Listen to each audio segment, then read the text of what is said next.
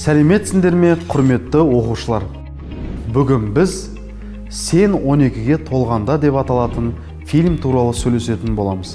Фильм балалық шақтағы достық туралы. Режиссері Қанымбек Қасымбеков. Картинаның «Дала гүлдері» дегендерге арналған үздік шығармалар байқауында екінші марапатқа ие болды. Таспаның сюжеті 12 жасар Заманбектің тұлғасы төңірегінде құрылған. Ол Марк Твеннің Том Сойердің шытырман оқиғалары кітабына құмар және Геккельбери мен Бекки сияқты шынайы достар тапқысы келеді. Оның досы, сыныптасы олжас болғанымен, бірақ Беккидей сүйіктісі жоқ еді. Ол осы рөлге кім лайықты деген сұрақтың жауабын таң атқанға дейін ойлап. Содан кейін нағыз таңғажайып оқиға орын алады. Мұғалім Заманбектің ең жақын досына спектакль қоюға тапсырма береді.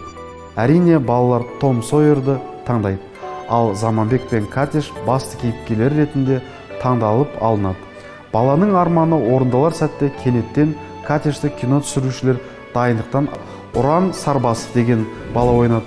Бұл фильмнің түсіріліміне 1 жыл қалғанда бала Алпамыс мектепке барады деп аталатын киножобада басты рөлді сомдаған. Жас актер қатысқан алғашқы фильм 1977 жылы Рига кинофестивалінде бас жүлдені жеңіп алды.